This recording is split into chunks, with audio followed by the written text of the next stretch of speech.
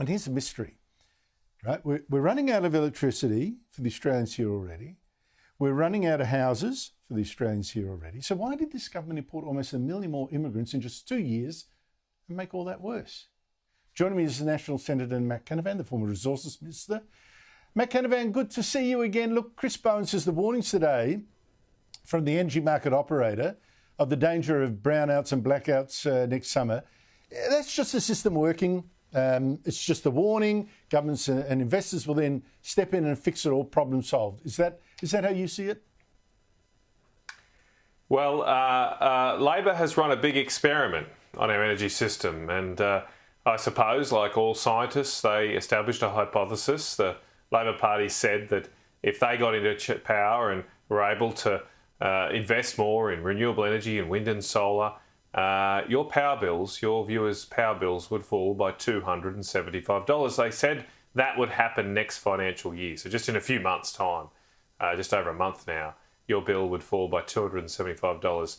That promise has been failed to be delivered. And so Labor's experiment with renewables has failed. And now not only is our power more expensive, we are quickly learning that our electricity system is much, much less reliable. And as you said in your editorial, if we can't guarantee that the lights can stay on, no one is going to invest in this country to make things, to run an efficient factory, to compete on the world stage, which our manufacturers have to do. You have to be able to keep the lights on all the time. They run 24/7, most factories. And so we are now designing a system that is weather dependent. And if I can just quote one sentence from this report to you, Andrew, sorry to look away from the camera, but I want to get it right. This report, buried in the second half of the report, the energy market operator says that wind and solar generators are found to have low relative reliability benefits, which are likely to decline further as reliability risks are increasingly concentrated outside of periods of wind and solar availability. I mean, it's actually quite clear. That sentence should have been on the first page, but it's buried later in the report, and it effectively bells the cat here, saying investing more in wind and solar is not going to solve these reliability issues. So why is the Labor government obsessed with it? It's so true. I mean, particularly when you see quite often that wind droughts extend over, you can build 10 times more wind farms, but if they're all in the same, say, state, the wind drought can happen at exactly the same time. So it doesn't make any good. You're not fixing anything.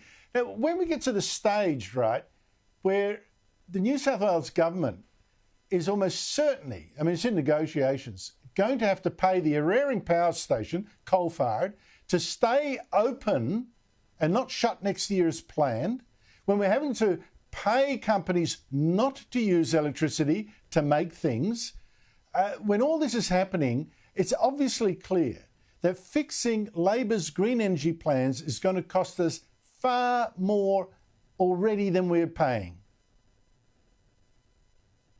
Well, absolutely right. I saw the Premier today, the New South Wales Premier, say that he had to keep Eraring going because if he didn't, the higher power prices that would result would undermine support for renewable energy.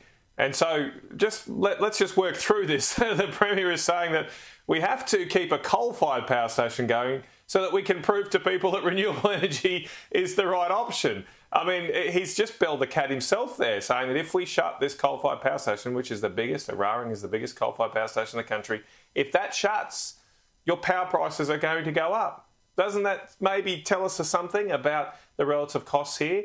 I mean, quite usefully, Andrew, in this report that's released today, AEMO have actually listed a number of different options, 9 different options to fill the gaps that they've identified. They've specified exactly how much power you would need from wind, solar, batteries or gas. And we can use the CSIRO's own costs. AEMO didn't do this, but the CSIRO has a cost report which is biased towards renewables. But let's just use those costs. On those costs alone, in the next few years, New South Wales would have to spend $4 to $8.5 billion to fix these gaps. $4 to $8.5 billion on if it was to go down the solar, wind and battery route. Billions of dollars worth of batteries would be required. When we could just keep the coal-fired power station going, have cheaper prices, and it'd be a lot less expensive to the taxpayer.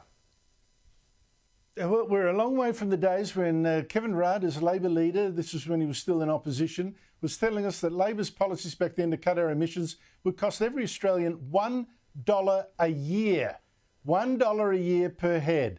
What a joke. You've been conned, people. Matt Canavan, thank you so much for your time.